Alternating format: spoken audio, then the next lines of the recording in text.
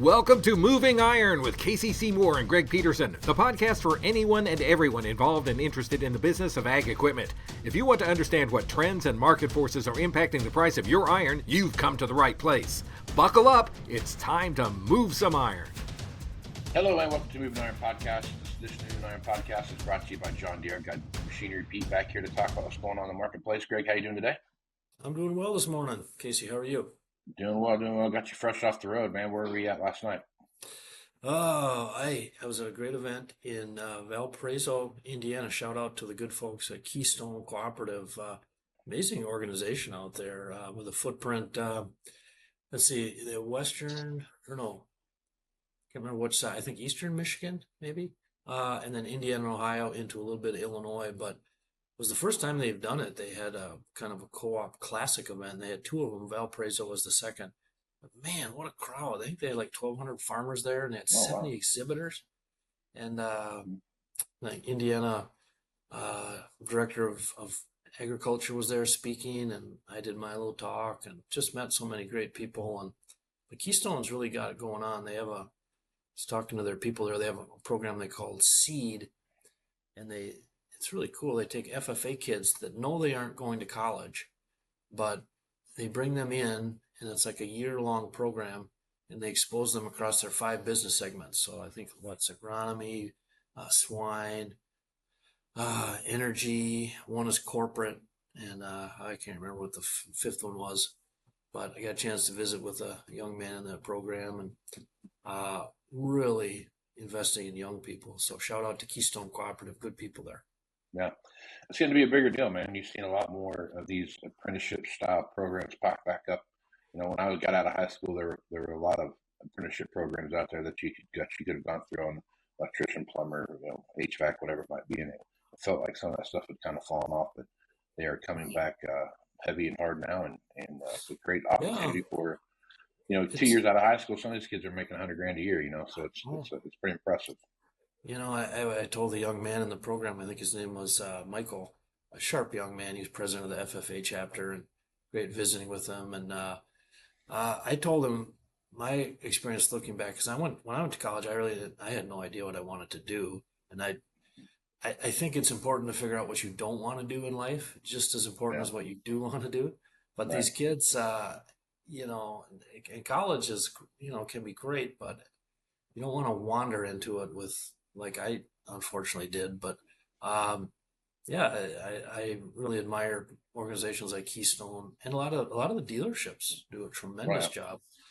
We've seen now, like the signing days. Like you played football, you signed up to play college ball. Now the kids getting the signing day to go work for the dealership. It's really cool. A cool experience, man. I mean, it really is. The way they hyped that up, and for the longest time it was just hey, we're gonna come by the dealership and sign this piece of paper with your parents, and now they've made it an event, and that's really, I mean, it's awesome, because it is a big step. It's a big milestone. It is. It's important to honor that. I love how dealerships do it. Keystone does that too. They have the signing days, and it actually reminds me.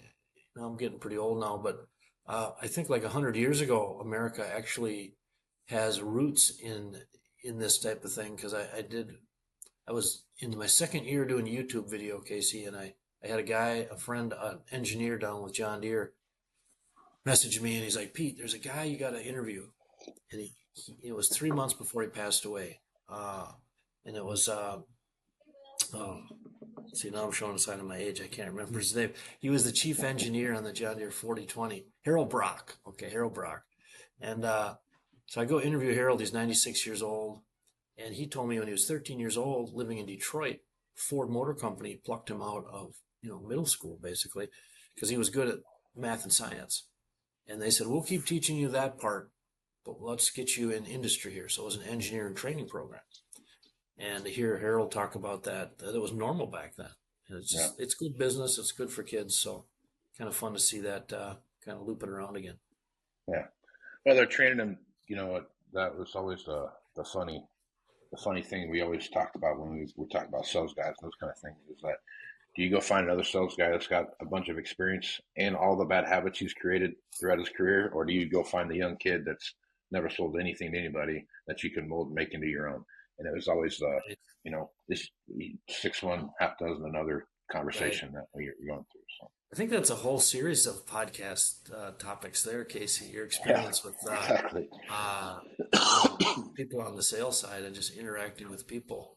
I'm Yeah, sort of fascinated by that too. I mean, you can have quiet people that can be great at sales, or you can have people that are really, kind of the other way can be just as or more successful. But it, to me, when I watch it over from a distance, it's sort of like authenticity comes through when you're being yourself, and then hopefully you're a good listener. You're talking to your customers, not just jamming your offer down the throat or whatever. But I think the exactly. listening part, Yeah, to me anyway, resonates. I don't know about the audience, but yeah, uh, I think that's important.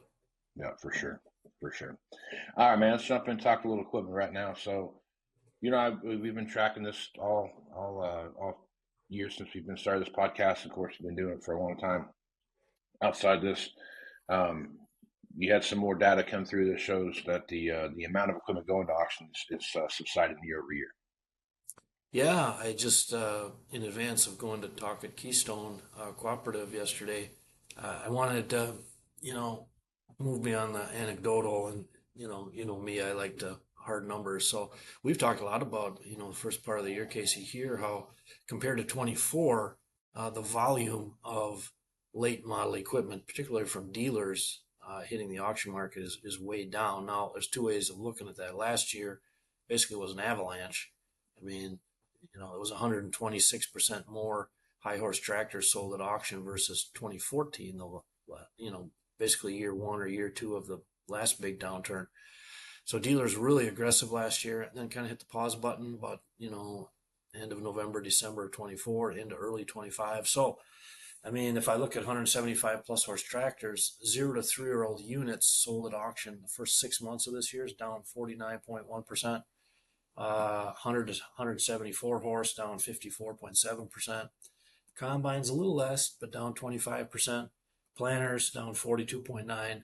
And again, that's just the 0 to 3 year old units. Now, that was through June, like we've talked the last few weeks. July historically sees more dealers bringing stuff to auction. We did see that again end of July into August.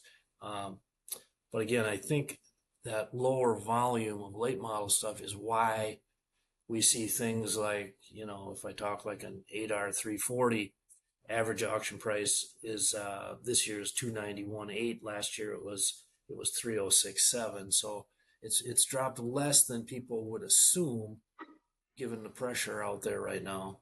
But again, it dropped a ton last year. So we just kind of hitting a little bit of a pause here through the first half of 25. Yeah. So one of the things that I've been tracking is if you watch and pay attention to what's going on the retail side of the business, those numbers are starting to come down. They're not free falling by any means. They're starting to see just a few pieces here and there come off. The biggest factor that you see driving that is the amount of new equipment that's being sold is so small right now that the amount of those 1 and 2 and 3 year old pieces of equipment come back into the marketplace isn't necessarily keeping up with the amount of equipment that's going out. Right now, the equipment that's going out, I'd love to sit here and tell you is being sold at retail and everyone's making tons of money and oh my gosh, it's gumdrops and candy canes, but that's not the case, right? You and I both know where the bulk of that machinery is going down. Even though you're talking about the amount of equipment that is going to auction is down year over year through July or through June. I'm sorry. Um, you still see a lot of machinery getting sold at auction. Now, that is creating this environment where the stagnation of the marketplace is looks a little bit better than what it actually is, and I think that's something to pay close attention to. That there's not there's still good things happening, but at the end of the day, there's still a lot of equipment out there that's really high priced, and even though those prices have come down probably close to 25 or 30%. I was talking, Aaron Finn and I were talking about this the other day off camera here, and you used to be able to throw a rock out there and hit a combine that was $700,000, and today you kind of have to look for that. There are not nearly as many $700,000 combines that are out there. So that tells you that the marketplace is coming back together, and as it's coming back together, you're seeing retail sales pick up with in conjunction with stuff being sold at auction. And I think this is kind of a prelude into what we're going to see happen this October, November, December timeframe, like we've been talking about, where you're going to see a lot more auction stuff happen and those kind of things start rolling through. This crop tour that we're seeing right now, the Pro Farmer crop tour that we're watching right now, is going to have a huge effect on what 6 months from now buying patterns look like. Because right now, guys are taking a hard look at their operations are at, profitability, those kind of things, what they have contracted out, what they don't have contracted out, and all that money is going to show up just like it does every year at the end of the year or the first quarter of next year, and then that's when they're going to start making buying decisions about equipment. And there's that year long lag that you see happen in ag equipment sales where it heavily depends on the lack of or profitability of that year's crop and what happens in the next 12 months as far as buying goes. Right. Yeah, it's interesting, like you were saying, the amount of new sales has been so pinched off here, particularly on the grain side, high horse stuff. Personally, I've wondered this in past cycles, but more so this time because, if we look back a decade ago, I think at the OEM level, they hadn't quite tightened up the production to the extent they have now. I mean, Deere just laid off more people last week, and Yeah. not unexpected, but so if you have one, now two, drifting into 3 years of lower sales of new, that's just less 1, 2, 3-year-old used units, available, whether they're on the lot or at auction or for sale privately. So whenever things do turn, again, that's when you start to realize, like, oh, well, okay, I need to update my combine or planter, but maybe I won't buy a new one, but I'd like a nice 2-year-old one. But wow, there just aren't as many around as I thought there would be. So that's one thing. But you're right. It's definitely not all sunshine and roses out there. I mean, I covered an auction we filmed for our TV show a week ago in Western Iowa. Great sales. Tractors sold right on par. But literally, we turned the corner after the tractor sold, and then it was on to the combine, which was a very nice machine. It was a 22 model New Holland CR 780, 400 SEP hours on it. Now, that's a smaller machine. In New Holland, we don't see as many, obviously, but I looked on our website before the sale that morning. There was one for sale with like a little bit less hours on it, and that dealer was asking $375, and on the auction it brought $195.7. So and then the math scale is whatever, 54% of asking price. And that actually was interesting because I just run some numbers on Case IH 8250s and John Deere S780s. The machine repeat ratio, we talk about average auction price to average retail price, and they're both right at like 63.5%, which is the norm. The last 25 years I've been tracking is 71 to 76%. So you can tell there's pressure out there. Grain farmers are under pressure. And again, dealers last year taking all that stuff out to auction. So yeah, it's a lot going on at the same time. And I just get really interested looking ahead, how it's going to play out 6 months, 12 months, a year and a half from now, based on, not many new units being sold. That inventory, like you, I watched the back end, our volume on machinerepeat.com, and a year ago it was a big bubble difference between the supply and the search traffic, and it's much better now. But our dealer friends, I'm sure, would like to move more units to avoid paying interest on that holding cost. So it's no fun. Yeah. And that's really the driving factor right now, the holding costs associated with that. And the thing about the holding cost thing is it's on both sides of the street, right? You've got it costs you to hold that machine in your barn as much as it costs the dealer to hold it on their lot, right? And those are all the things that are associated with that are depreciation, interest cost, all those things come into play, and those things start to stack up as we're looking at this stuff move around. There's so many factors out there right now, Greg, when you start looking at the equipment business that point towards, continued tough times, right? I mean, you look at commodity prices where they're at. You look at interest rates. Now, the Fed's talked about lowering interest rates, but they've been talking about lowering interest rates for a year. So, and every Yeah. year every time they do it, they just keep it the same. But as you're watching these things move through, we got a long ways to go before there's 4.5% interest, or 3.5 or 4.5% interest sitting out there, that Right. at a lending rate. Not the lending rate, but the actual physical. I'm the consumer getting my interest rate out there. So that's really what's going to drive this pattern. Now, it'll be interesting to see what happens. We saw this happen after 2008, going to 2009, with the double depreciation, Section 179 coming back into play. That was a big deal back then, but also at the same time there was a lot of on-farm income during that time frame too, so they needed to burn some tax money. So Right. this will be a little bit different to watch that play out. But I think that could be, in some instances, could be a motivator Yeah, for it's some folks. interesting.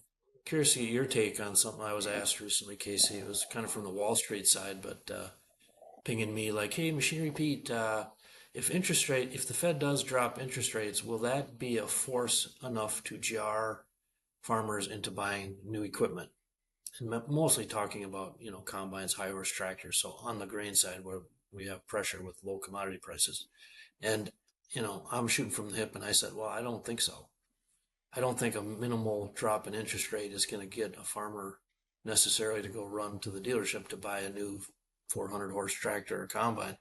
What I'm interested in is, well, then the next question was, okay, Machinery Pete, at what point, how long do we have to go here of farmers not buying new equipment before, I mean, if you're farming, particularly if you're a larger farmer, you have to have reliable equipment.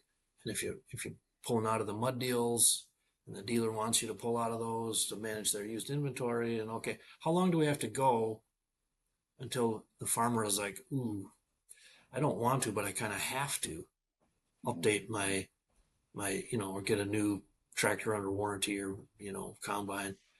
And I kind of said, and again, curious to get your take, but we were pretty iron heavy going into this downturn.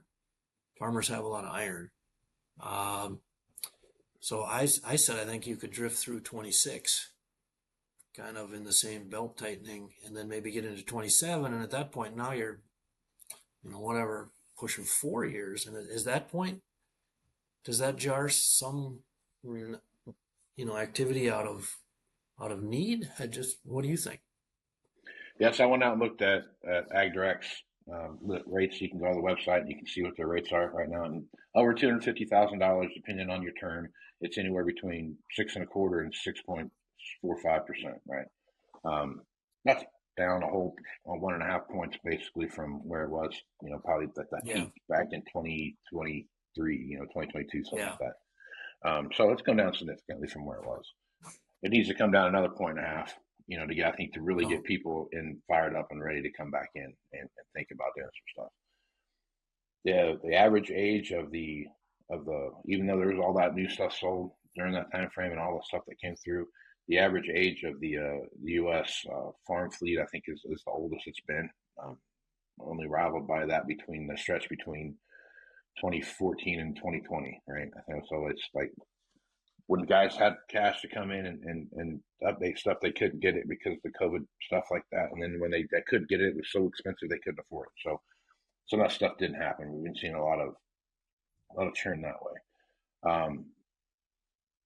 I see two things happen. I agree with you right now. I think 26 is a settling year. We talked about 25 as the year that we hit the bottom and kind of started smoothing things out. We're starting to watch things kind of bounce across the bottom. Some Steve talked about it before we started recording. Some of the sales you watch are really, really good. Some of the sales you watch are kind of, hmm they're kind of there, right? So that's, you would expect that volatility in a leveling out cycle. 26 to me is the new normal, right? This is what the new normal looks like, and we're going to slug our way through this, and this is what it's going to look like. Going to feel just like 17, 18, 19. I think that's what it's going to feel like. And then when you go into yeah, 27, to me, that you watch 27 happen, and that is when you have this. If there is a surge in crop prices, if you see 450 corn or something like that, where no one's getting rich by any means. No one's buying an island any place, but they're keeping their head above water, right? That could trigger some sales there. The the thing about some of this stuff at 27, 28, 29 time frame, you start watching that stuff roll through. I'm watching this used equipment marketplace, and I'm watching people have a discussion with themselves and their dealers and whomever else that all I really want on my sprayer is this new liquid system, right? I don't want to spend $800,000 to get the liquid system that I want, right? I want I want to spend $150,000 to get the liquid system that I want, and now I have the technology that I'm looking for, right? These upgrade kits, I think, are going to play such a huge part in the used equipment space over the next 3 to 5 years that it's going to change the way we view used equipment and how we look at used equipment. And I think that starts in 27 and at 26. Like we're starting to see it happen now. I mean, upgrading planters, upgrading sprayers. There's all kinds of upgrade kits and stuff like that out there, different stuff like that. But I really think that flip happens into 26 into 27, right? Or 2026 into 27. And I think that changes the way people look at you know, I gave a presentation in front of the Farm Journal folks, 2, 3 weeks ago, whenever that was. We were in Kansas City doing something. I didn't, I look at this stuff every day, and I had to put it on paper for it to really make me understand it. But there are like 5 different ways I could have bought a sprayer based on my scenario I put together, right? Kept the one I got, upgrade the one I have. Don't do anything to the one I have. Upgrade the one I have. Trade mine in on another used machine, right? Upgrade that used, buy that one, then upgrade that one. Or I can trade mine in on a new one, right? And next thing you know, I'm like holy crap! So now if I'm a producer now, right? I'm out farming every day, and I'm sitting here looking at the options that I have to make things happen. It's not cut and dry anymore, right? It's not this like, okay, I don't want this one anymore. I'm gonna trade it on another used one or another new one, right? And that's going to be that's your decision tree. Well, now your decision tree's got a lot of branches, and those branches all have significant effects on how you position yourself technology wise into the future. And some of that is stair stepped into some of those things, and some of that is all at once. So it just depends on what you're looking at, but it's going to change how people think about this stuff. And this interest rate thing, staying at 6.5%, which, by the way, when I started in this business, if you had a 5.5 to 6% interest rate, you're doing pretty good, right? You were rocking, yeah. You know what I mean? So when we look at where things are at now, the dollars associated with this, the 5.5 to 6.5% interest that we see now, are 3 times as much as they were back then. So yeah, watch this stuff kind of play out. It's going to be interesting, great to watch how it rolls because it's changing. It's a great point, Casey. I mean, it's those retrofit, upgrade kits that manufacturers have invested in smartly do change the picture. It's not as cut and dried as it was. I think what we've seen in the used planter markets led the way there over the years. I mean, turning your 2010 model into a new planter. Yeah. How do you want it spec'd out? How much do you want to spend on making this thing new? So yeah, it'll be fascinating to see that apply across, other, sprayers, tractors, things like that. So, yeah, I think that will help this process.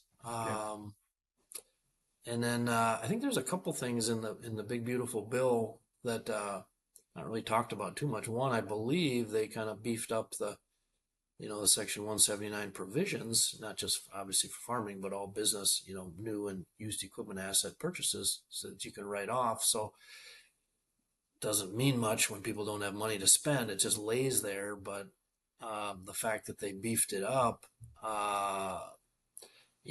like we've talked about, then it's just a kind of a question of when that ignites. The other thing I'm kind of fascinated by, and I don't know to extent this is true or not, but the emission stuff, obviously kind of the rollback attitude. What is in that big, beautiful bill?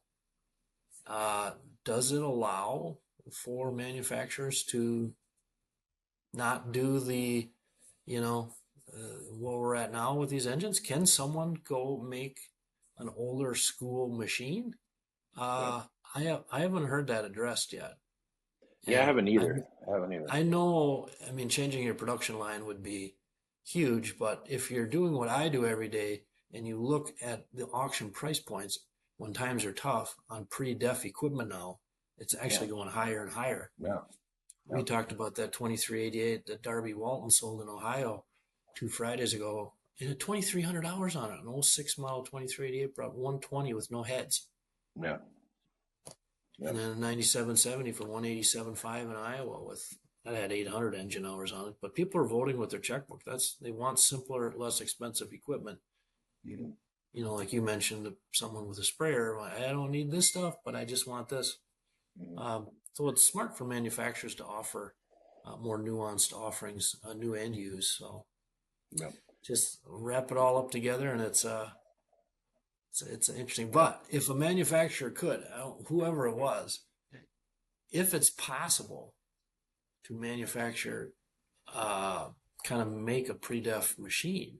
Again, I don't know if that's possible, but brother, whoever did it first, wow. yeah. Yeah, you're seeing. I've heard rumblings about what you're talking about, where some of that EPA guidelines and some of that rollback stuff on the Tier 4 regulations, those kind of things. That maybe there could be something out there where I don't think a manufacturer would ever stop. I mean, they might. They're not really not gonna um, stop manufacturing that stuff because it's from administration to administration, right? So, but they Right. could take Could it back flip to the right back. dealership.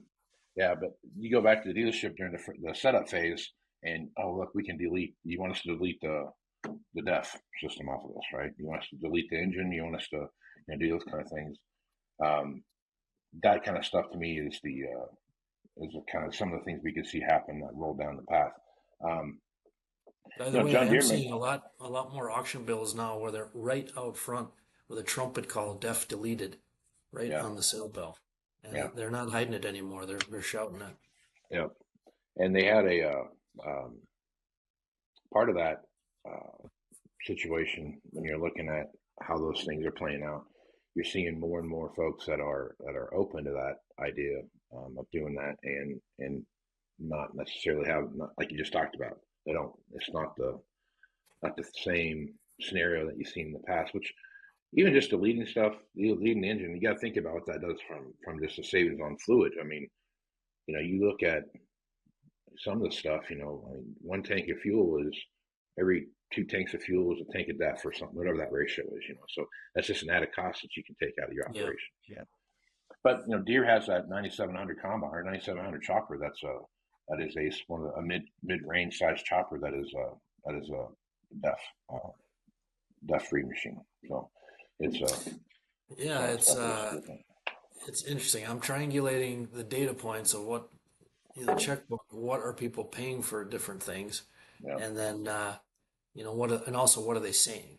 So yeah, you try and combine the two, and then you look at supply, like you talked about, yeah, and farmer search traffic. But again, I do think if you're able, this was one of my points when I was talking out with the Keystone folks, is not to push anybody into writing a big check these days, but the 3 to 7 year old high horse tractors and combines now, it's a really good time to be a buyer. yeah, To call your dealer, and they have some nice deals. And when they show up at auction, like I say, we're seeing more good value buys. So you know, uh, and again, looking at the supply issue and the lack of new sales, that's what I get worried about down the road is, what you can buy a 3-year-old combine for now versus a few years from now, whenever corn and beans do go up, it's going to be a lot more. yeah, for sure. For sure. All right, Greg, probably a good place to stop. If you're listening to this, you missed your opportunity to see Greg and us talk in Rochester for the Yield Academy. Well, But we'll record something though. You're getting yeah, recorded, right? So we could. Okay, yeah, that's all I, good. I, it'll be someplace I'm sure for someone to go back and watch if they want to see it. But We'll but uh, share our wondrous wisdom with folks in Rochester. It'll be fun. that'll be a good time. Yeah, yeah. So we'll be there doing that and look for that. I'm guessing if you have a Farm Journal TV subscription, you'll be able to see all the stuff from the Yield Academy, all the stuff from Crop Tour, all those kind of things like that. And the beautiful thing about it is, Greg, it's on demand. So you don't have to watch it live. If you miss it, Hey, just go find it when you're ready to watch it. So you can check exactly. that stuff out there. So that'll be fun. I'm looking forward to that. I'm getting ready to jump on the road here as soon as I hit stop on this deal, and we'll head out. Yeah, you have a good safe trip to Rochester, and hope you don't have any 2.5 hour Chicago delays like I had yesterday fighting my way back. But I love Chicago, but oh my God, how do people live there with that traffic? Yikes! I know. Yeah, it's I don't get it either. But first, if there's 4 people at a stop sign where I live at, that's a bad traffic day. So, I hear you. That's my kind of traffic. so yeah. So check out the Moving Iron Summit coming up here September 24th through 26th. Still got some space for that. It's filling up fast though. If you're interested in that and you're a dealer, check it out. Go to the events page on AgWeb. You can see that there, and look forward to seeing everybody there with that. So, Greg, I appreciate you being on. We'll see you here in about 24 hours, and we'll see you again next week for reporting. Sounds great, Casey. All right. Stay tuned for more Moving Iron podcast after these messages.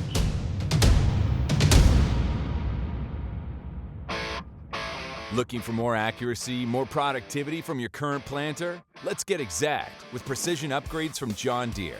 Start with Exact Emerge and get accurate singulation and spacing at 10 miles per hour. Or choose Exact Shot to promote early root growth and cut fertilizer costs. And with Furrow Vision, save time by verifying seed depth right from your cab. Visit johndeere.com/planner upgrades and see why nothing runs like a Deere. All right, welcome back to the Moving Iron podcast. Got Sean Hector here to talk about what's going on in the world of commodities. Sean, how you doing this morning? Doing pretty good. Another day in the markets, and obviously watching the Pro Farmer Tour and other things to see, what kind of crops we're going to be harvesting this fall, and also what kind of winter may be coming up. Right on. Okay, let's jump into that. So, Pro Farmer Day 1 results came out. They were in South Dakota and Ohio. And then just 50,000 foot view. South Dakota is going to be quote unquote record crop. They're going from 156 to 184, something like that. 179, sorry. 179 is what you're thinking about, 11% increase on the corn side. Similar situation on the bean side, South Dakota. So we look at Ohio, and flat is about flat to up just a little bit is what they're saying there. So as you look at those two things, Sean, if you take a look at this, we've been talking about this for a while. 189 was a number that got tossed around there at the last USDA report. Where we're at now, how does that fit into what you see happening, Sean? I think the trends are going to show that from, let's say, eastern Iowa east, I don't think we're going to see dramatic increases in year-over-year numbers. I think the Ohio numbers are going to be fairly consistent, where they're a little bit higher, maybe, but not dramatically so. I think the numbers in central western Iowa, obviously, we already got South Dakota. I think the eastern part of Nebraska, I think they're going to show some really, really big numbers. If you just look at where the rains did fall and where the rains didn't fall, where the, I just think that's where the conditions have been better. I would caution a little bit about central Iowa. They've had excessive rainfall there, and even though they have advanced tiling that oftentimes minimizes excessive wetness risk, we are hearing about some issues of excessive wetness hindering yields just a tad bit in central Iowa from some of our customers. Not that that's the scientific methodology that they'll be using at the Pro Farmer Tour, but we might find that while the yields are going to be fantastic in Iowa, they might come up a little bit short in central Iowa. And those that don't know, central Iowa is that black dirt. Some of the best ground in the whole world is right there in Gladbrook and central Iowa. And so, if that ground that's been saturated, it comes up just a little bit off, because it's so prolific what they can grow there, that could be a little bit of a surprise. We'll just have to wait and see. But overall, I think if I'm correct about what the Pro Farmer Tour is going to say the next couple of days, I think they're going to come up with a crop yield somewhere around 185, 186. That's my guess. I don't know what they're going to say. But my guess is if these trends in the East versus the West hold, I think that's what they're going to come up with. And I think that's a more rational starting place for the crop, based upon how many acres we planted, and all those fringe acres getting planted. I think that's a better place to be starting than to be starting at 189, especially in the year where we had a very warm night scenario for the majority of the corn pollination in the central eastern grain belt. I just think that that's likely what they're going to say. And while that's not going to create a problem for corn supplies anytime soon, it would start to move the carryouts from the 2.1 billion bushels that they're at now to maybe something closer to 1.7, 1.8. And while that's not going to, like I said, run out of corn anytime soon, that certainly would be would be more than justified to create a mid $4 market versus an upper $3 to low $4 market. And when you're dealing in farming and you're dealing with prices that are low and margins that are basically non-existent, a 50-cent difference means losing money and making things work. And so I think that's where we're heading. And whether the market reacts to pro farmer or not, sometimes they do, sometimes they don't. It depends what mood they're in. But I do think that's what they're going to say, and I do think that's a better calibrated yield than 189, which I think is nothing's impossible, but it's highly, highly improbable that we would be able to pull that off with 97 million acres being planted. Now that the USDA somehow determined that they didn't know somehow, some way, that 2 million more acres of corn got planted a month after, they said they weren't. Somehow they just couldn't figure that out with all the technology we have today, that they just didn't know that an extra 2 million acres got planted. And so throwing 2 million more acres clearly in your western fringe acres where they mostly came from does not support a 189 yield. It actually makes it even less likely. So time will tell. Still a great crop. It's not about whether it's a great crop. It's just whether it's really, really, really, really good or just really good. And we think it's going to just be really good, not really, really, really good. And the difference between those two determinations is a big, big deal for farmers and their profitability. Well, the combine set rolling here about anywhere between about 30 to 90 days, depending on where you're at. And we're going to see for sure what it comes up to be then. We'll go from there. When you look at the bean stuffs that you saw come out of those 2 reports, what's your reaction to that?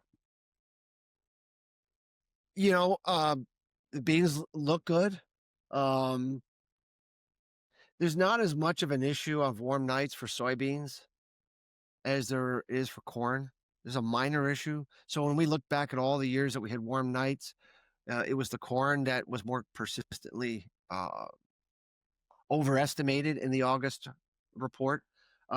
Typically, soybean yields can be trend line to slightly above trend line in those warm night years where we've had okay moisture. Remember, we planted so few acres, and then we lost 2 million more acres. That only your very best acres got planted this year for soybeans. So there's a better shot that you can have a better yield because your best ground is what's going to be calculated here. Anything that wasn't your very, very best ground didn't get planted to soybeans this year. It didn't. So I'm not feeling too bad about the soybean number. Could it be off by a half a bushel or a bushel acre down? It could be, but I don't have as strong a feeling that yield needs to come down as much as I feel the corn yield needs to come down.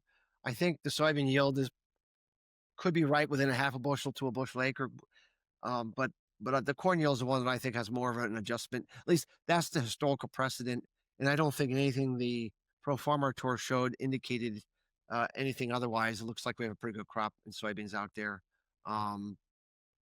Yeah. Okay. All right. So it's simpler to talk a little about. I want to talk a little bit of cotton with you right now, just where things are at. And cotton struggled for some while now on trying to keep the price up, and it's just been a struggle for about the last 12 months roughly. So as you look at the cotton market, how do you see that playing out as we start heading into some cotton harvesting periods here? If you look at December cotton, it's the same price today as it was a year ago. I'll repeat that. The price today is the same as it was a year ago. And if you look at the fluctuations in cotton over the last year, it hasn't varied more than maybe Really two up or two down. I mean, it is the most boring market you ever want to look at. You don't even wonder why they even open the market. Might as well just close it down and let everybody tell the exchange when to reopen it, so that if they want to trade the thing. I mean, it's just been unbelievably quiet. We even though we've planted low acres, even though that colder, wetter weather, which is not really actually that good for quality and for yields, it hasn't mattered because everyone continues to be worried about two primary factors, which is the tariff war, which really, really hurts cotton exports to China and Asia disproportionately, just like soybeans in the same realm. Obviously the persistent worries over economic overall conditions and the consumer sentiment, and that it's just been a pervasive headwind, and the market has not been able to get any more bearish than they've already been, but really been able to get bullish enough to break out of this pattern. We think that the crop is small enough, and we think there's going to be enough optimism over trade agreements, especially looks like with this 90-day delay one more time with China. I do think there's a chance that we'll cut a deal, or we'll get some details, and maybe they're going to buy a little more cotton, buy a little more soybeans.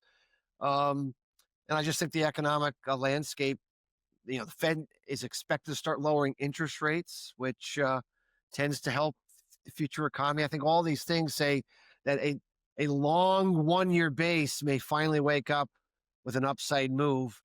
It hasn't happened yet, but I think the odds favor that that's how we're going to break. They usually, in old trading folklore, they said never short a quiet market, because usually a long, quiet base building period is a setup for a market to eventually turn up.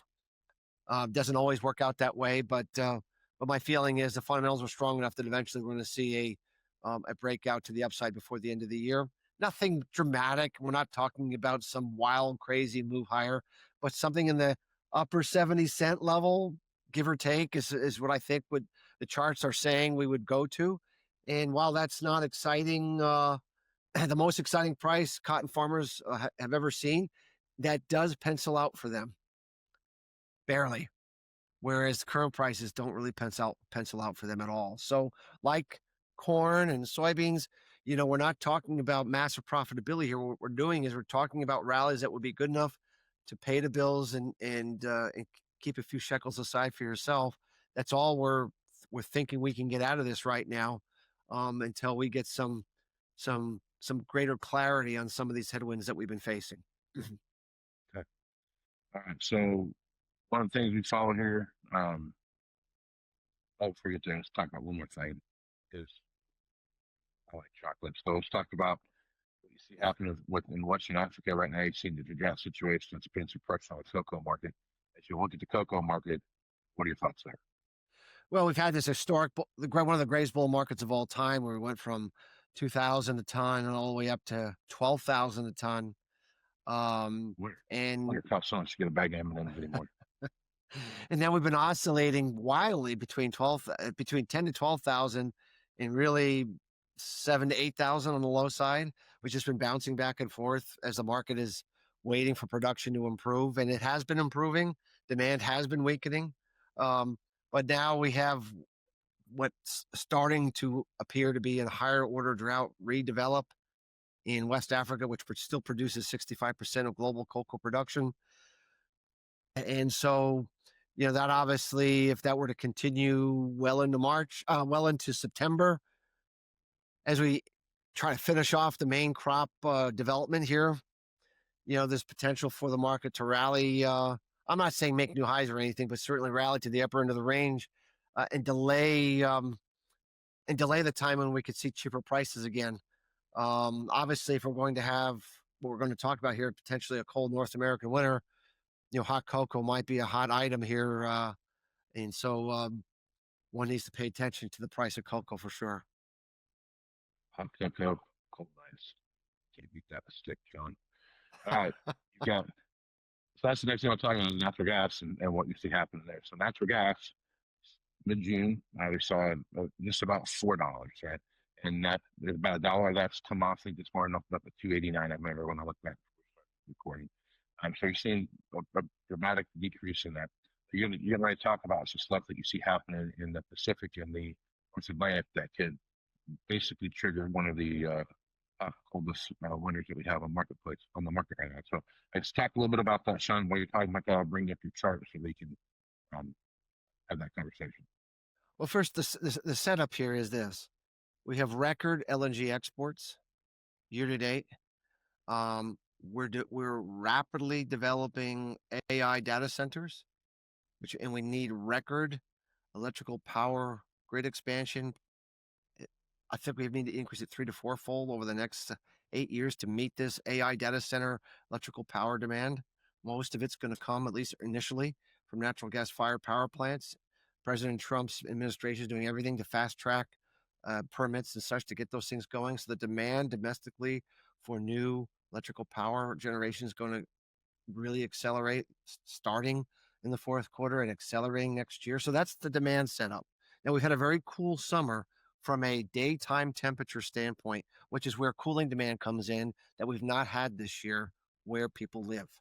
And so because of that, the cooling demand this year has been the lowest, I think, in 10 years for natural gas. And so that has led to some larger injections into U.S. storage than the market was anticipating.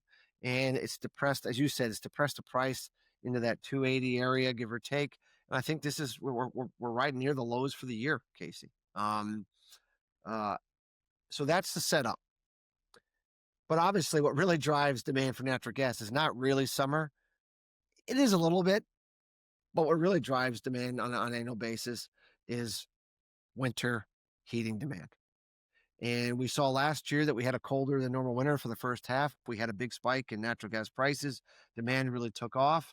I would consider last year an above normal winter, top 10, but not what I would call an elite winter. But it was we hadn't had a cold winter in a while, right? So that was the first shot across the bow. We went from massive oversupply on storage to below supply, and now we're a little bit above 5-year average. So what we're seeing is, and we've talked about this on your show before, is that the Beaufort Gyre that sits off of the northwest of Greenland that had been capturing all this fresh water from melting glaciers for the last several decades has rotated. And this is where that body of cold water is, and it's rotated reverse counterclockwise. And all this cold water is starting to flow into the North Atlantic. And you can see that we have a cold North Atlantic, dramatic cooling in the North Atlantic from a year ago. And once you get this to reverse, this is going to be a persistent issue. And we'll see this cold water begin to impact other parts. Notice how much colder it is in the southern part of the Atlantic. And so this is how you get the positive AMO, Atlantic multi-decadal oscillation, from the positive phase to the negative phase. We're in the process of doing that. So this is feature number one. This tends to, when you have a cold North Atlantic, it tends to produce a more persistent cold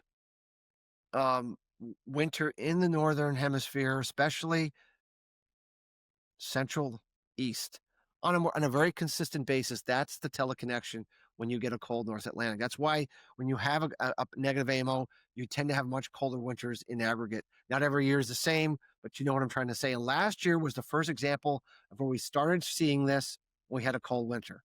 That was the forecast again for this year. Cold North Atlantic, and have another cold, at least first half of the winter especially. However, what we were not anticipating, and you could not have anticipated, is that we had this 8.8 Richter scale earthquake off of western or eastern Russia that set off 2 volcanic eruptions, an above ground volcanic eruption and an underwater volcanic eruption right here where my arrow is at, if you can see that. That's the square on the left side. The square on the left side, right? And so so when you get this massive eruptive of hot effluent that comes in underneath it can cause short-term warming of those sea surface temperatures that are around that underwater eruption. We get underwater eruptions all the time. They call it marine heat waves. That's the technical term for it. It doesn't last forever. It's because once the underwater volcano subsides, and then things calm down, and those sea surface temperatures will cool.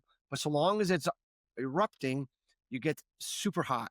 Now, it just so happens that the upper current of the Pacific goes like this, Casey. It spins like this. Spins clockwise? Counterclockwise.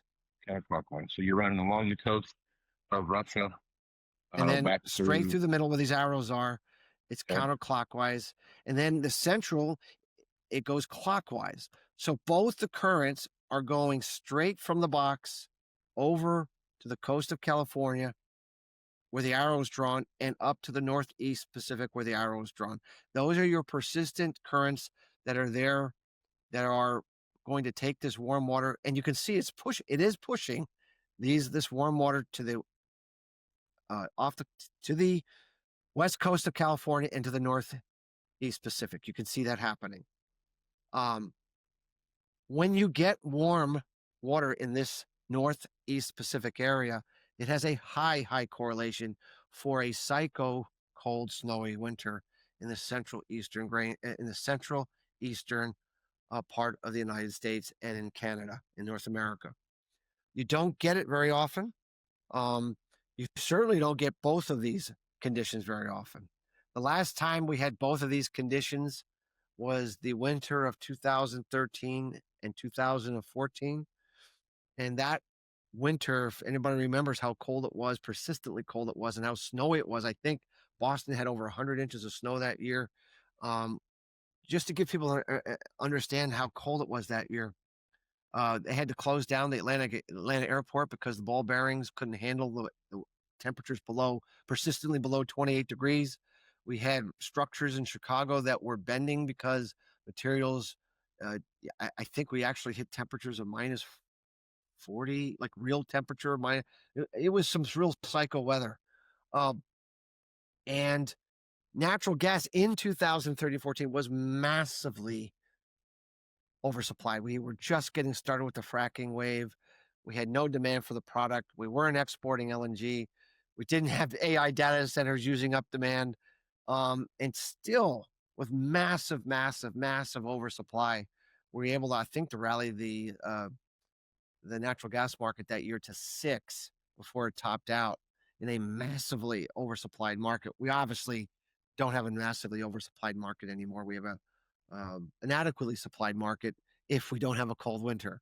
So if we were to have a similar psycho winter like 13-14, which was the coldest winter we've had on a minimum nighttime temperature standpoint since 1980, I think we could run into trouble on our natural gas supplies.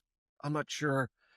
We would have to slow down LNG exports. Like we would have to ration demand some. You're not going to stop the AI data centers. Like demand's not going to stop. Nothing's going to stop that.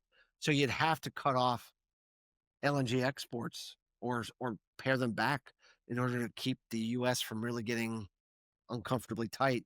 If you remember the last time we had a problem with natural gas and we reached $10 per million British thermal units, remember that Biden at the time, who was president, was contemplating outlawing or holding back U.S. LNG exports to make things work. If you recall, that was going on at the time. Banning LNG exports. We might see banning of LNG exports again if things get nasty enough, because obviously we can't run out of it here. And if we run the risk of running it out here, we'd have to do something. And then if you think over in Europe is now completely reliant on buying LNG exports from us. 2/3 of our LNG exports goes to Europe. If we have to cut off LNG exports to Europe in the middle of the winter, that it's not a good scenario. So obviously, this is what we have today. This has to be in place as we approach, mid-late October onward. But from what I can gather, this Beaufort-Geier reversion to a counterclockwise and this cold, North Atlantic isn't going to change. It's just that's going to be a permanent feature for the foreseeable future, which is why we're going to have more persistently cold winters going forward. Um, the Pacific is more dynamic because it's driven by an underwater volcano that won't erupt forever. But I think there's enough warm water there, and we're far enough along here in mid-late August that even if it were to shut off today, I think by the time you were to get sea surface temperatures out west there in the Pacific cold enough, and to get that over to the east and the northeast, I think you're going to be through the first half of the winter before that would happen in a perfect scenario. And that means that we're still would be looking at a very, very uncomfortable first half of the winter, which would start early. And you know, Casey, that if you have a cold December and January, that's where the majority of natural gas consumption comes from. If you have a cold February and March, the consumption is much, much less, even if it's cold, because of just the nature of the seasonality of how cold the temperatures can get. They can get much, much colder in December and January than they can in February and March. So a front end loaded first half early start, which I think is the best outlook here, it would maximize the demand for natural gas heating demand. And we could even have an issue with heating oil because the Northeast would be absolutely under the ice box. And of course they heat themselves up there with heating oil. You could actually have a heating oil situation. In 2013-14, the Niagara Falls froze over for the first time. I think that had been that was the first time that had happened since the mid 1980s.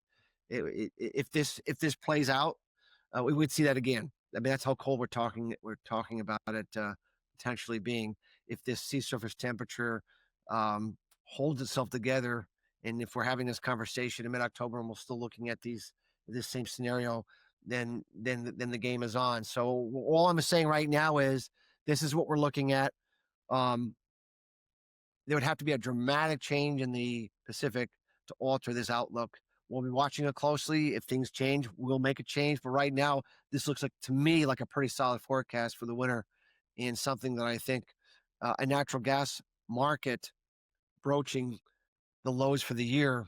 You know, there may be an opportunity for physical buyers of natural gas and physical buyers of propane and physical buyers of nitrogen-based fertilizers and things dependent on natural gas. There could be an opportunity here to hedge some pretty cheap energy ahead of or to hedge. If whether this this type of a forecast that you don't always you're not going to get a setup like this every year, Casey. I mean, they come and they go, and you get them, but this is the first legitimate chance for something like this since 13-14, the last time we had it, and so it's my job is to make sure I give enough headway in advance so people can take action, to tell people after the natural gas market is taking off, after we see the first minus 40-degree temperatures in the U.S., that now you need to be locking in your natural gas prices. I mean, that doesn't do anybody any good. You have to be warning people early enough so they can. There's no guarantees in any forecast, but that they can weigh the risks of what I just mentioned today and what they're going to do about it, and how much they take this forecast seriously or not. Maybe they think I'm a snake oil salesman and they think I'm full of it, and that's not going to happen. I understand that. But nonetheless, my job is to warn people what I think is going to happen based upon solid historical, objective correlations and data. And what I'm seeing right now is that that's the potential we have. And with a natural gas market sub 3 in the nearby and mid low 3s in the deferred spring prices, for example, that seems to me like a pretty good economic place to be hedging your bets in case this forecast turns out to be true. So you're booking a lot of speaking engagements in Buffalo this in January, right? I've canceled all my northern built speaking engagements because of the cold weather forecast. No, I mean, obviously, I'll be very cold this winter for sure.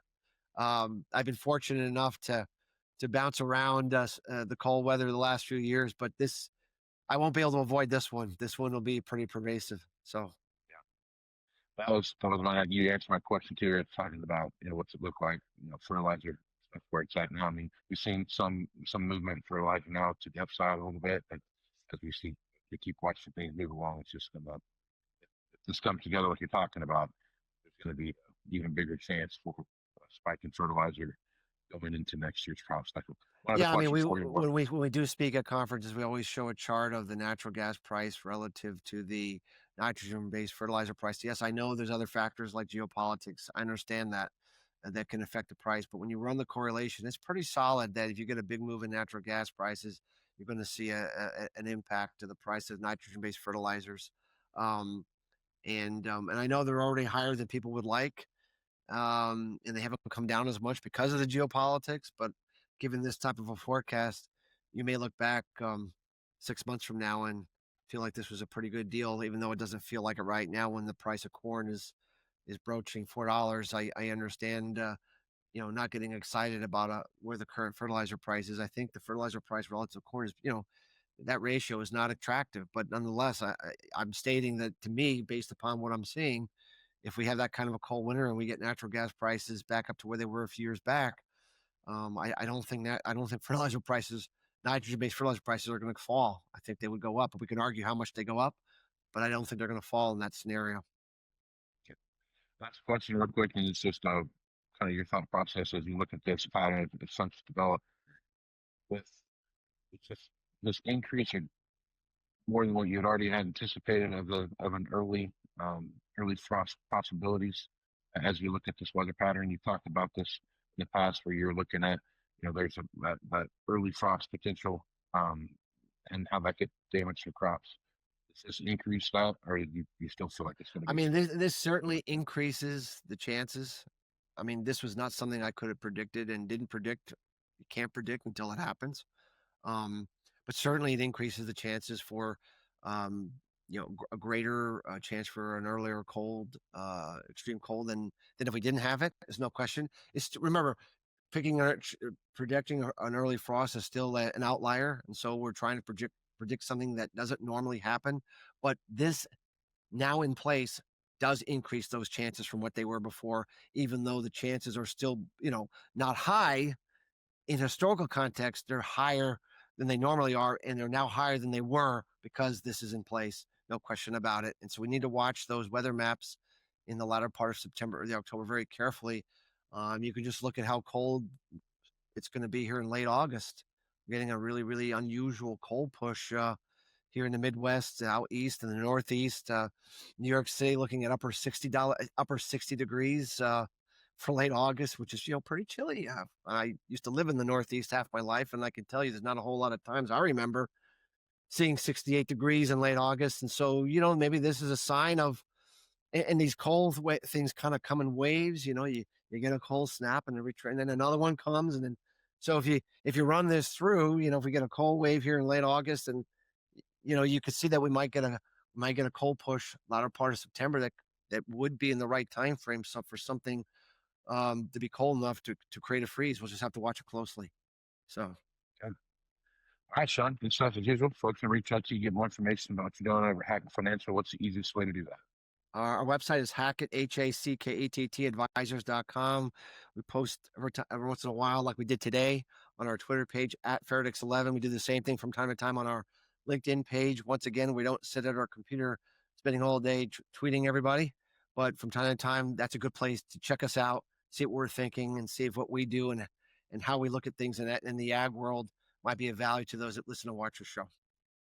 Well, Sean, appreciate you. We'll catch you again next time. Sounds good, Casey. Thank you so much. All right, stay tuned for Moving Iron podcast after these messages. Well, there they are, mocking you. See you next year, loser. That weedy area that's got you thinking, man, I hate that spot. Wish I'd sprayed better. Get the last laugh with a sprayer upgrade from John Deere. Precision upgrades that can increase your sprayer's performance, like ExactApply, advanced nozzles to give you more control at more speeds. It's just one of the many precision upgrades you'll find at johndeere.com. Now, let's see who's laughing. All right, welcome back to Moving Iron podcast. Got Aaron Fennell on to talk about what's going on in the equipment space. Aaron, how you doing, bud? I am pretty good. It's a beautiful sunny day on the high plains. It is. So that's like that shameless plug. Yeah. Got a shameless plug on there for High Plains Wholesale. Aaron is the Chief Entertainment Officer, also known as the CEO of High Plains Wholesale. Head You nitwit can on find him. camera. Well, that's true. Yeah. You can find him. You can find him anywhere. Well, you got Facebook, Twitter, Instagram. You on Instagram? Not Instagram. You're on TikTok though, right? Twitter. Actually, on Twitter, it's under me, but Okay. High Plains Wholesale on TikTok and Facebook, and then Aaron Fintel on Twitter. Right Same on. videos. So you'll see that there's a cartoon depiction of Aaron and a cohort.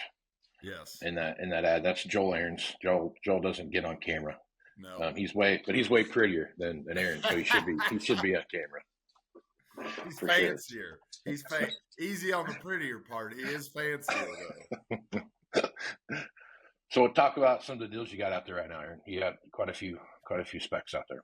Well, we got a few videos out there. Of course, a lot of that stuff is sold, but the videos live on. You can kind of see what we're doing.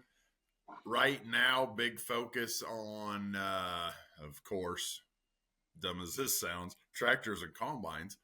But, the kind of the later model tractors, 8Rs in the deer world, S-Series combines, S700 series combines. Those are the biggest two things we're moving regularly. And we just come up with a realistic, this is no BS price and have at it, man. And it's not, it's not problematic stuff. It's just what every dealer in America is dealing with. Too much at once. Yep. And this was our angle, if you will, to kind of differentiate it a little bit. And this isn't a plug on me, but my job is just what I do on the video anyway. So since we have me in my role, it's not taking a guy who's doing something else. This is already what I'm doing. We just video it. Yep. Nope, that makes sense. You guys are doing a good job. A lot of good stuff coming out there. You see a lot of different things come across there. It's not just that thing I like about what you guys are doing. It's not just, you're not just focusing on a specific platform. You're focusing on everything from combines one day, tractor next. You might have an air seeder on there. You got a planter on there. You might have, we've had beet piece of diggers tillage and thing. swathers and a round baler, and I mean, we've had stuff under 20,000 to over 400. So so it's a little bit of everything. Yeah, and some stuff is a whopping price cut. Some stuff, I got a combine on there that's got a hell of a price break and waivers and stuff. So there some of it the high dollar stuff, like, man, that's a hell of a deal, but it's still this much. Well, those typically have programs too. So just here to help. Here to help. That's what you do. You're Aaron Fennell, the farmer's pal. You know what I mean? So, that's it. There you go. All right, but let's jump in and talk about what's happening in the marketplace. So this is, I would say this is the beginning of what would forage harvesting season. That's coming out, whether you're picking airage or whether you're picking cutting airage or cutting forage, whatever it might be. This is the time of year that typically starts. In most places, they're in full swing, but it's starting to trickle its way north. So forage harvesters are one of the machines out there that I love to talk about, because they are as niched as a mainline machine can be without being a specialized piece of equipment. We talked about that a million times on here. But the thing about a chopper that is that I find unique is that, for as important as that machine is, it's just like a planter is the most important thing on a farm, because you can't grow a crop without planting it first, right? But when it comes to harvesting, whether you're picking corn or whether you're chopping corn, those two things come into play. And what I think about a chopper is that it is, like I said, very niched, but at the same time, it is incredibly important when it comes to getting that machine through the field in the right amount of time to capture the right amount of moisture and the right length of cut and all the different things that come into play to get to where you need to have that at, to get the right amount of forage you have to get you through the winter to feed your cow, right? Or your dairy cows or whatever it is that you got going on. The other thing about the chopper marketplace is that it is niche enough that not everybody has one, right? Every farm has a combine for the most part, but very few farms that go through Forage have a chopper. Some of that stuff is custom cut, or they rely upon a neighbor or whatever it is. But Right. that number that's starting to kind of switch a little bit, where you're seeing more and more operations have a chopper of some kind, whereas you would think those operations that would have those choppers would look at it more of a custom thing, but it's that's starting to change, right? You're starting to see that move through, which also then reallocates how the chopper market's looked at.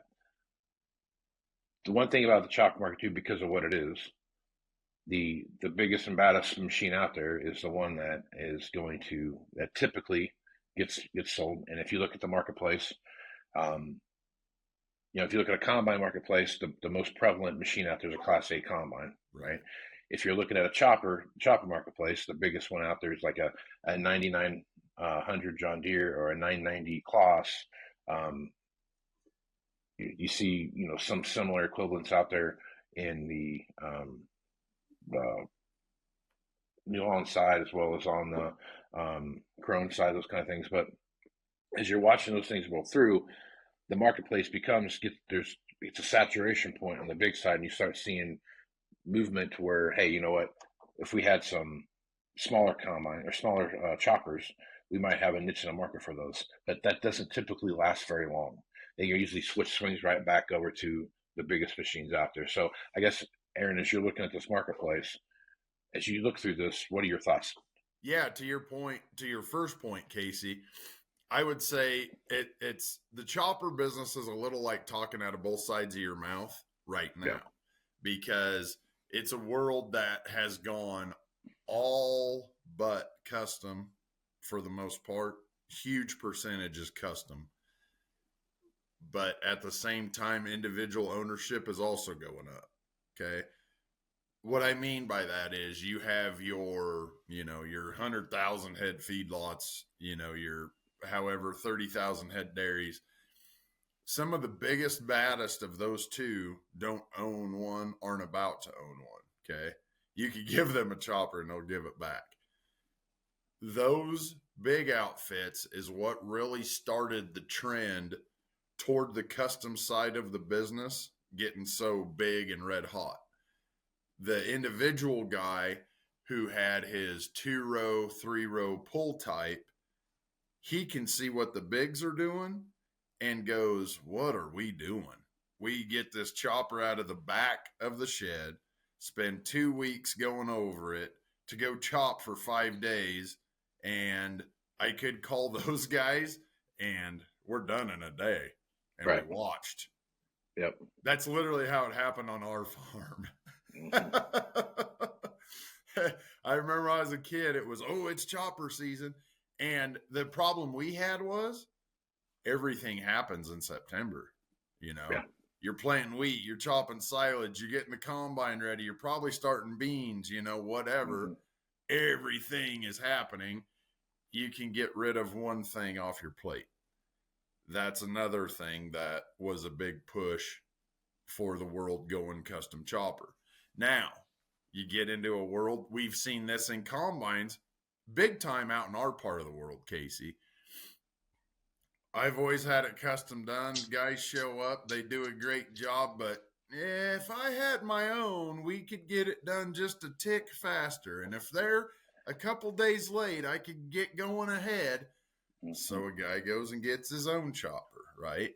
Well, then you're pretty much back into it, because anybody who's ever paid a repair bill, not on a chopper, I welcome you to pay a repair bill on a chopper, and you'll never complain about the shop again.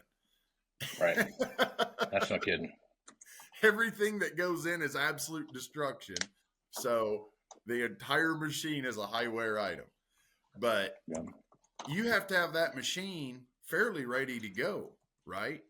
Yeah. So as you see that increase, the beauty of that is that's usually where in the deer world, that's where your 8,600, your 8,800 goes now.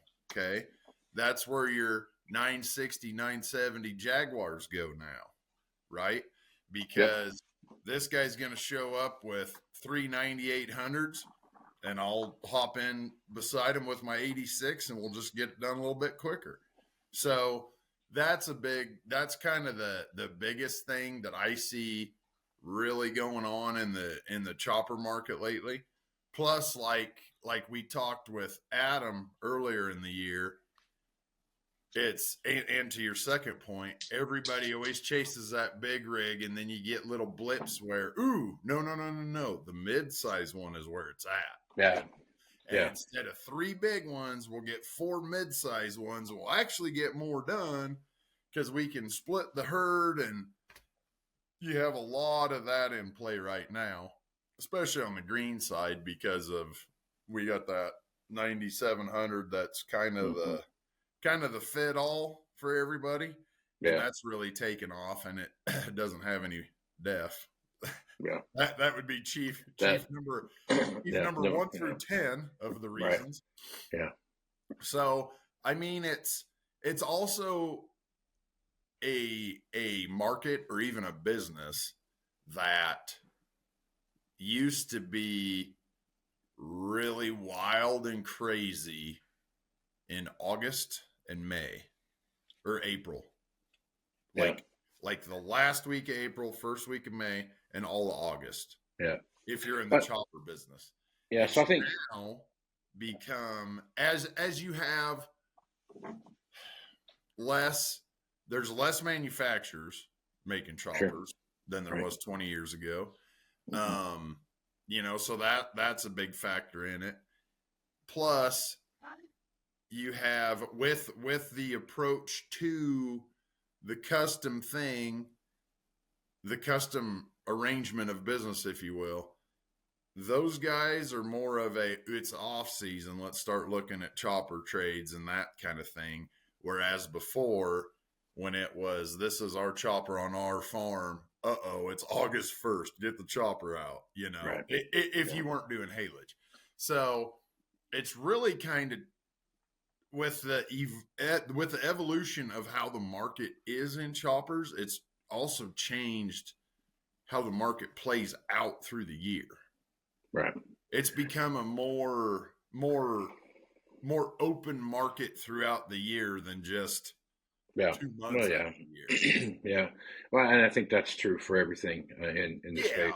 It used to be very, you have your ebbs and flows throughout the thing, and there was a peak selling cycle and a peak dead cycle, and those were but I think now it's kind of leveled out. There's still peaks and valleys, but those peaks aren't nearly as high, and those lows aren't nearly as low in those time frames. But I think the one thing about choppers that really drives home what it is, it's not like I don't want to equate it to a combine, because it's a little bit different, because we start looking at logistics. Because I go from 3 big ones to 4 small ones, the trucks that you have involved with that are taking silage out of the field, or carts or whatever it is that you're using. Right. That plays a big factor in what's going on with that. And I think that's the other deciding thing, because it's not like going from a Class 7 combine to a Class 8 combine. Logistically speaking, the grain cart, the stuff that you have are going to work. You're going to have the same. They're going to work together like that.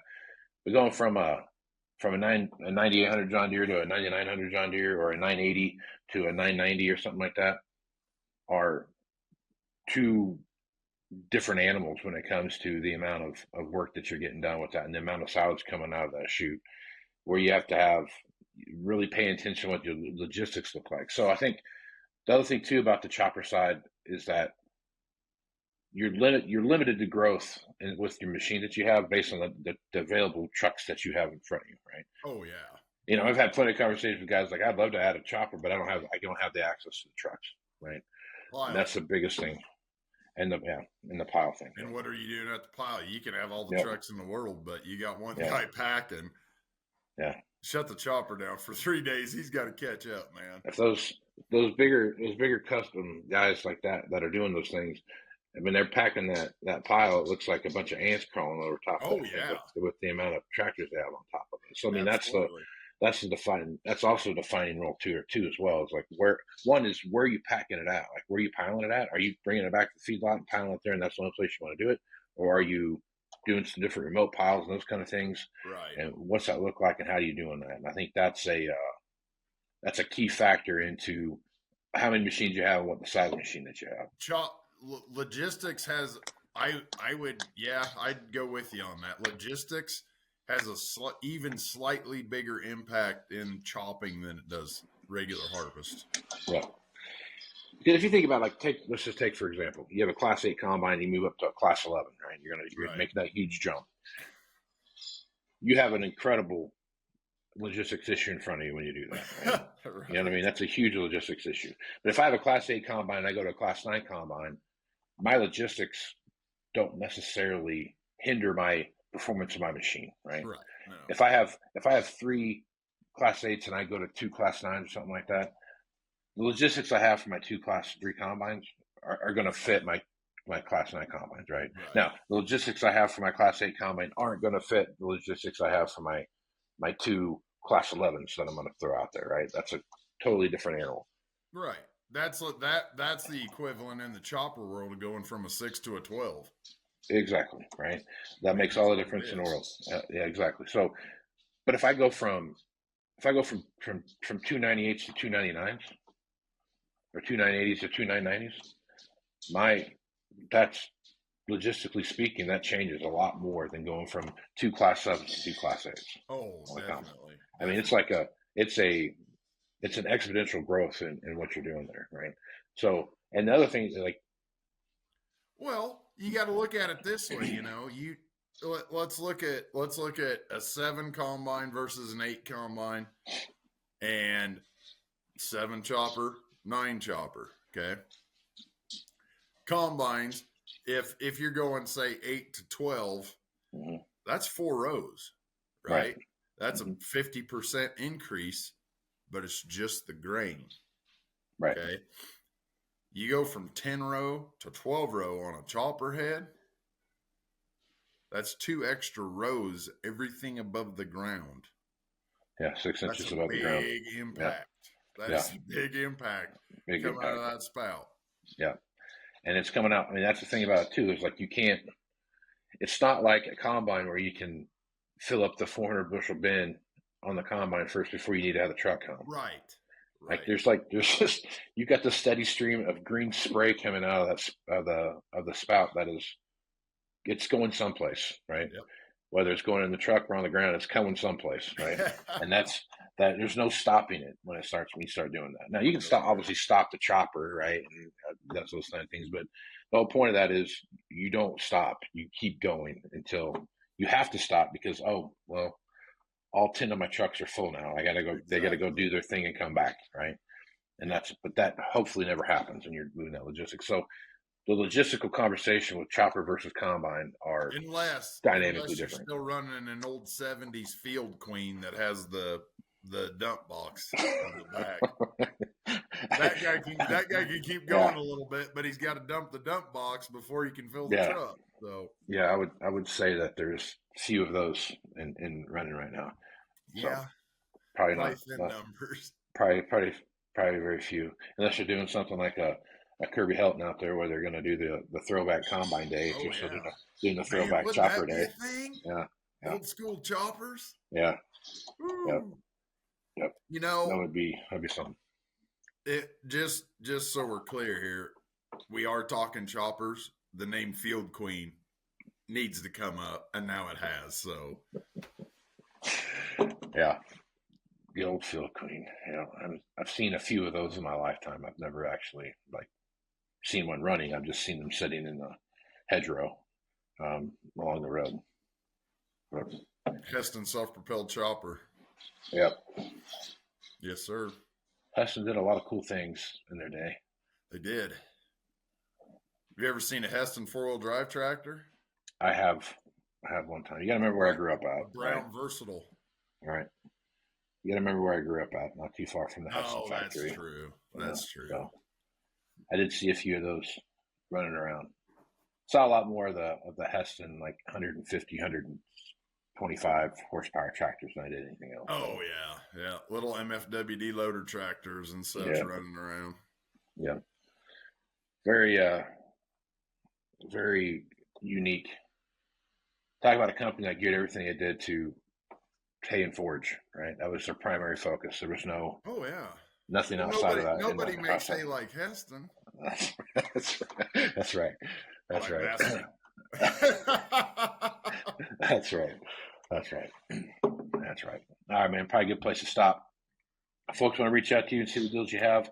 High Plains Wholesale, what's the easiest way to do that? Well, you can find High Plains Wholesale on Facebook and on TikTok.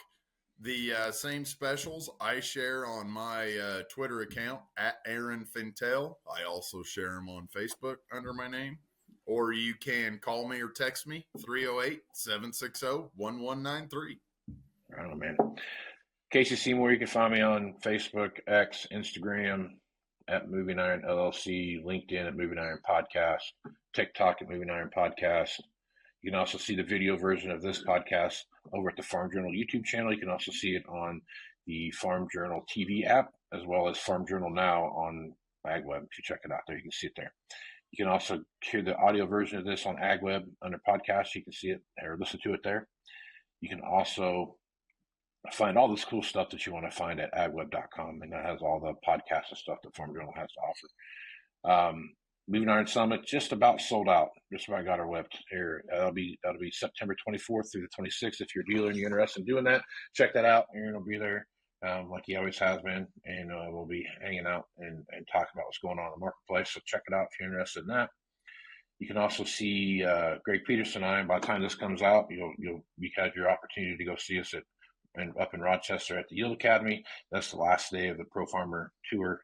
So Greg Peterson and I will be up there talking about what we see happening in the marketplace as far as equipment is concerned. So you can check us out there. So with that, I'm Casey Seymour with Aaron Fennell, Sean Hackett, and Greg Machinery Pete Peterson. Let's move some iron, folks. Out. Thanks for joining us. We'll see you again next week. And remember, Moving Iron is available on Farm Journal's YouTube channel and anywhere podcasts are found. So until next time, let's move some iron.